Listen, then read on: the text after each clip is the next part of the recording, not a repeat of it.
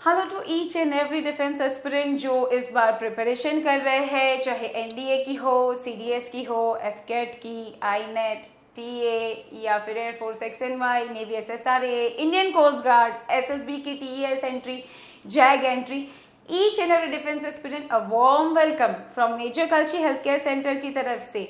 मैं डॉक्टर प्राची सिंह। आपके कई सवाल हमारे सामने अक्सर आते रहते हैं, जिन वीडियोस में आप कमेंट्स डालते हैं। बहुत सारे सवाल हमें ये समझ में आ रहा है कि कितने बच्चों को एक क्वेरी है, मैम हाइड्रोसील, वेरिकोसील क्या होता है, ट्रीटमेंट पॉसिबल है या नहीं, क्या इससे हमें मेडिकल रिजेक्शन मिल सकता है, और ऐसी कई सारे आपके सवाल हैं। लेकिन आज हम इन सारे सवालों को जवाब में तब्दील करने की कोशिश कर रहे हैं। प्लस इसके साथ साथ में एक चीज, जैसे अब इंडियन कोस्ट गार्ड का फेज 2 होने जा रहा है, जिस तरह से नेवी एसएसआरए का इस बार ऑफलाइन कंडक्ट होके फेज 1 फेज 2 एक साथ होने वाला है। एसएसबी की टीएस और जैग एंट्रीज और कई सारी एंट्रीज के जिनके मेडिकल फेज 2 अलाइंड है, उन सब के लिए एक चीज आसानी से, अगर आपको जरूरत है, अगर आपको कॉन्फिडेंस नहीं है, अगर आपको थोड़ा सा भी डाउट है, आप इन नंबर पे हमें कांटेक्ट कर सकते हैं डेफिनेटली, क्योंकि pre medical major Kalchi health care centre में अब भी जारी है। सोशल डिस्टेंसिंग को फॉलो करते हुए, सारे गाइडलाइंस और रूल्स को फॉलो करते हुए, सेफ्टी एंड प्रिकॉशंस के साथ में प्री मेडिकल चल रहे हैं। तो आप अपने डाउट्स, अपनी क्वेरीज एक बार अपने आप को खुद ही से कॉन्फिडेंट बनाने के लिए आप हमसे ज़रूर संपर्क कर सकते हैं इन बताए गए नंबर्स पे। Let's come on today's topic. आज का जो हमारा टॉपिक है हाइड्रोसील एंड वेरिकोसील। सबसे पहले हम आज बात करेंगे क्या होता है हाइड्रोसील, क्या होता है वेरिकोसील, क्या उसके साइंस एंड सिम्टम्स होते हैं, कारण कॉजेस क्या हो सकते हैं, साथ ही साथ में क्या उसके ट्रीटमेंट पॉसिबल है, डिफेंस में क्या रोल है, क्या परमानेंट मेडिकल रिजेक्शन मिल सकता है, क्या इसमें री मेडिकल मिल रहा है, क्या कंडीशंस है, डेफिनेटली आज हम इस वीडियो में बात करेंगे। पहले हम लोग ये देखते हैं कि हाइड्रोसील क्या है। जब स्क्रोटम बैग में वाटर मतलब हाइड्रो, ठीक है, हाइड्रो मतलब वाटर, पानी अगर जमा हो जाता है किसी भी कारणवश से, तो उसे हाइड्रोसील कहते हैं। क्या ये ट्रीटेबल है? यस, इसका ट्रीटमेंट पॉसिबल है। साइंस एंड सिम्टम्स, हो सकता है कि ये पेनफुल हो सकता है कि ये पेनफुल ना हो। एनलार्जमेंट डेफिनेटली आपको दिखेगा।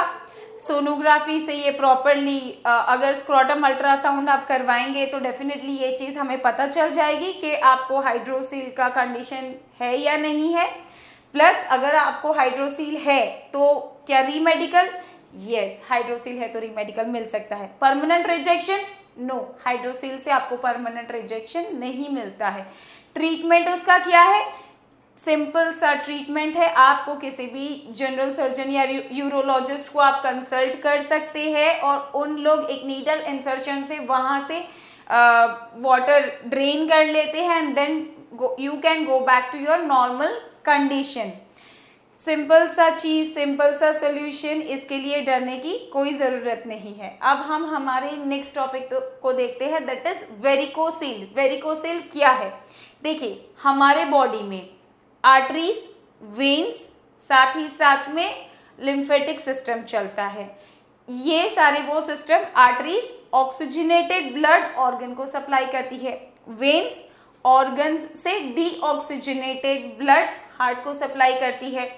तो जब स्क्रोटम में पैम्पनीफॉर्म वीनस प्लेक्सस आता है, जब स्क्रोटम के वेन्स में दिक्कत आ जाने की वजह से वो वापस डीऑक्सीजनेटेड ब्लड अगर हार्ट तक नहीं पहुंचा पा रही है और वहां स्वेलिंग आ जाती है, उस कंडीशन को बोलते हैं वेरिकोसील।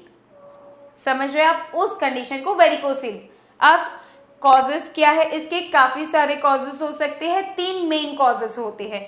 फर्स्ट कॉज आपका है कि हो सकता है उसकी ज्योमेट्री जो बनी हुई है, क्योंकि जो हमारी वेन जो है वो राइट एंगल पे आर्टरी में, मतलब बड़ी वाली जो आर्टरी होती है उसके अंदर राइट एंगल पे वो इंटरसेक्ट करती है, तो ज्योमेट्रिकल कोई लूप होल की वजह से ये हो सकता है। सेकेंड आपका हो सकता है कि वाल्व्स, हर एक वेन्स में वाल्व्स होते हैं। वाल्व्स मतलब आप कॉमन लैंग्वेज में समझ सकते हैं, वेन एक पाइप समान होती है जिसमें से पानी की जगह खून जा रहा है। अब उस खून में हम लोग ने डोर्स, गेट लगाए हुए हैं, तो वाल्व्स बिल्कुल गेट का काम करते हैं ताकि वो बैक फ्लो को रोके। लेकिन जब ये वाल्व अपना काम ठीक से नहीं कर सकते हैं तो उसकी वजह से ये वेरिकोसील का कंडीशन आ सकता है। थर्ड हो सकता है कि एक्सेसिव प्रेशर, जो आगे की आर्टरीज होती है उस पर अगर एक्सेसिव प्रेशर हो, उसकी वजह से भी वेरिकोसील की कंडीशन आ सकती है। क्या इसका ट्रीटमेंट पॉसिबल है? यस, इसका ट्रीटमेंट डेफिनेटली पॉसिबल है।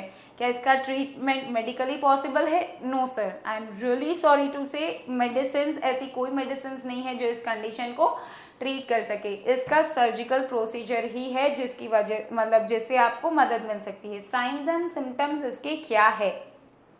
पेन होना, नोड्स दिखना, बैग ऑफ वॉर्म्स जैसा दिखता है, painful, colour changes, discolouration plus size enlargement, ये सारी चीज़ें इसके साइंस एंड सिम्टम्स में है।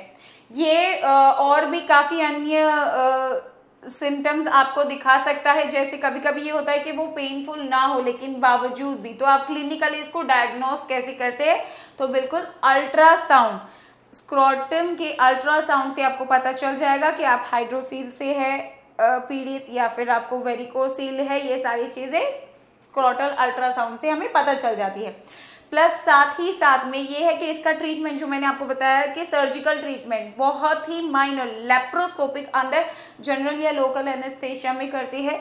लेप्रोस्कोपिक, इंफ्राइंग्वाइनल, सब इंग्वाइनल, इंग्वाइनल या रेट्रोपेरिटोनियल इंसिशंस, ये जब आप जनरल सर्जन या यूरोलॉजिस्ट से कंसल्ट करेंगे तो डेफिनेटली वो आपको बहुत डरने की कोई बात नहीं है। वो आपको पूरा प्रोसेस समझा के, it is a minute procedure और इससे रीमेडिकल मिलता है। You are not permanently unfit after the procedure. चाहे आप हाइड्रोसील से गुजर रहे हो या वेरिकोसील से गुजर रहे हो, जब आप उसका ट्रीटमेंट ले लेते हैं तो within the duration of 6 month अगर वो हील प्रॉपर हो जाता है then you are definitely fit to go and fine to go. आप बिल्कुल जा सकते हैं।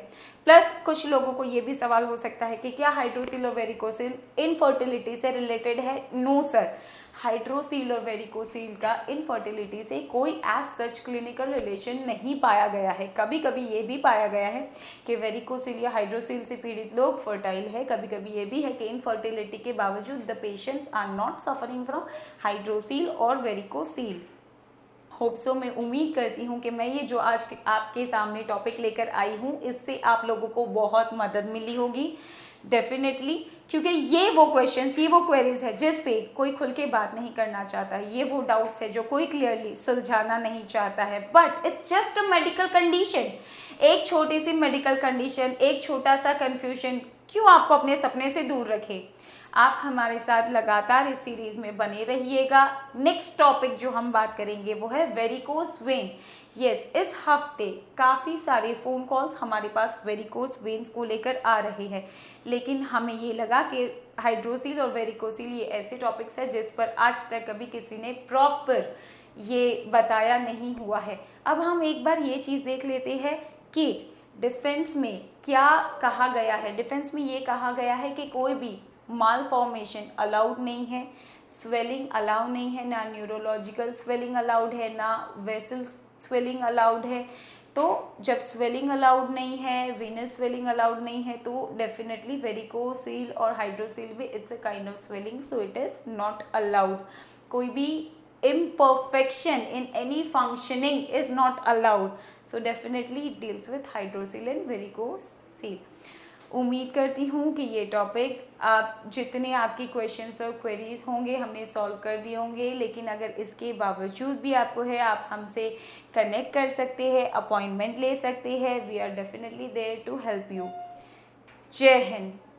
Welcome dear defence aspirant. हम एक संघर्ष भरे समय से गुजर रहे हैं, लेकिन खुशी इस बात की है कि डिफेंस की एग्जाम थोड़ा देर से ही सही कंडक्ट तो हो रही है। रोज कई बच्चे major cultural health care centre में कॉल करके मेडिकल की इंक्वायरीज कर रहे हैं। आप सबके लिए अब एक खुशखबरी है। आप अपने सभी मेडिकल संबंधित डाउट्स के लिए major Kalchi health care centre से वीडियो कॉल के माध्यम से 1-to-1 ऑनलाइन कंसल्टेशन ले सकते हैं। आप ऑफिसर और नॉन ऑफिसर रैंकिंग की सभी एंट्रीज के लिए मेडिकल स्टैंडर्ड्स, गाइडेंस और उनके ट्रीटमेंट के कंसल्टेशन के लिए अपॉइंटमेंट लेकर दिए गए निर्धारित समय पर मुझसे कनेक्ट कर सकते हैं। अपॉइंटमेंट के लिए आप कॉल कर सकते हैं 8929488488 पर, या आप हमें व्हाट्सएप भी कर सकते हैं 6390103030 पर। जय हिंद।